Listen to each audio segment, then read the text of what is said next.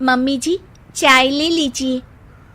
अरे कलमुही, तेरे हाथों से तो चाय पीते हुए भी डर लगता है, कहीं इससे तेरा रंग मुझ पर ना चढ़ जाए। अगर इन्हें इतनी ही शर्म होती तो मेरे इतने हैंडसम भाई को इस तरह फंसाती नहीं। बानी और शिवम की लव मैरिज हुई है। बानी के ससुराल में उसकी ननद और सास हैं, जिन्हें अपने गोरे रंग पर बहुत गुरूर होता है, जिस वजह से वो बानी को सिर्फ उसके सांवले रंग की वजह से नापसंद करती है और हमेशा उसे ताने सुनाती रहती हैं। बानी उनकी सभी जली कटी बातें सुनकर चुपचाप वहां से चली जाती है। तुम माँ और छोटी को कुछ बोलती क्यों नहीं? मम्मी जी बड़ी हैं, हर छुटकी ना समझ, इस तरह उन्हें उल्टा जवाब देना सही नहीं। मेरी जिम्मेदारी उनकी सेवा करना है, जो मैं पूरे दिल से हमेशा करती रहूंगी। ऐसा बोलकर बानी रसोई में जाकर रात के खाने की तैयारी करने लगती है। रात को खाना खाते हुए बानी की सास उसे कहती है, कल मैंने अपनी फ्रेंड्स के साथ किटी पार्टी रखी है, समय से सारा खाना बना देना और अपना मनहूस चेहरा लेकर ज्यादा उनके सामने मत आना, समझी? माँ, बानी आप दोनों की कितनी परवाह करती है, फिर भी आप उससे इतना बुरा व्यवहार क्यों करती हैं? अरे एक तो लव मैरिज करके इस कलमुही को हमारे सर पर लाकर बिठा दिया और अब हम इसे कुछ बोल भी नहीं सकते क्या? भैया तो इनकी तरफदारी करेंगे ही, आखिर इन्होंने पूरी तरह उन्हें अपने वश में जो किया है।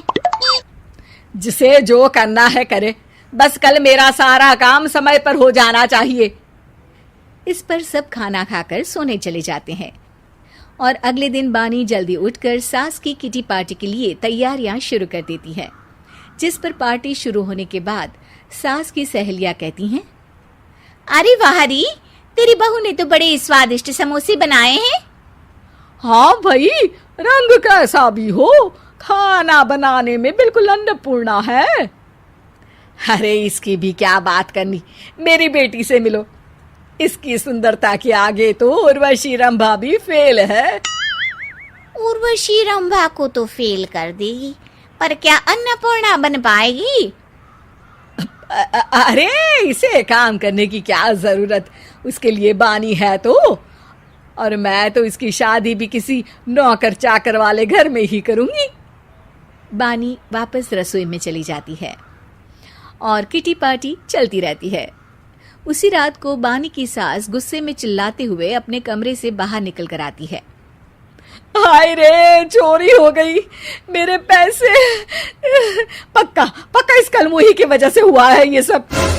अरे क्या हुआ माँ, कौन सा आसमान टूट गया? अरे आसमान तो उसी दिन टूट गया था जब तू इस कलमुही से शादी करके इसे घर में ले आया था। खुद तो आई ही, अपने साथ साथ मनहूसियत का काला साया भी मेरे घर ले आई। अरे हुआ क्या माँ? अरे मेरी तिजोरी में रखे पैसे कहीं गायब हो गए, सुबह ही देखा, अरे यहीं रखे थे। क्या आप मुझ पर चोरी का इल्जाम लगा रही हैं? अरे काली बिल्ली पर भी क्या कोई मनहूसियत का इल्जाम लगाता है?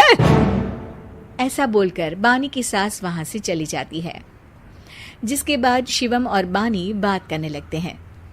देखो, मम्मी की बात का बुरा मत मानना, वो बस परेशान है ना, इसलिए कुछ भी बोल गई। वो परेशान नहीं, मुझसे नफरत की वजह से ऐसा बोलकर गई हैं। उन्हें मैं हमेशा एक आंख नहीं सुहाती। देखो बानी, अगर तुम चाहो तो हम दूसरा घर लेकर वहां शिफ्ट कर सकते हैं। आखिर तुमसे प्यार करके तुम्हें अपनी जिम्मेदारी पर इस घर में लेकर आया हूं, इस तरह टॉर्चर नहीं होने दे सकता। अगर आप साथ हैं तो मुझे किसी चीज की टेंशन नहीं, और आखिर वो हमारी बुजुर्ग हैं, हम उन्हें और छुटकी को इस तरह अकेले छोड़कर कैसे जा सकते हैं? इसके बाद बानी भी अपने कमरे में चली जाती है और अब हर रोज उसकी सास की तिजोरी से पैसे गायब होने लगते हैं। इसी तरह कुछ समय बीत जाता है और वो हर बार हर चीज का इल्जाम बानी पर लगाती है, पर बानी कभी कुछ भी नहीं बोलती। कलमुही नास पीटी, बहू को घर की लक्ष्मी बोलते हैं, ये तो पनौती बनकर आई है, पनौती। एक रात बानी की सास को आधी रात में प्यास लगती है, तो वो पानी पीने रसोई की तरफ जाती है। तभी उसे अपनी बेटी के कमरे में कुछ आवाज सुनाई देती है।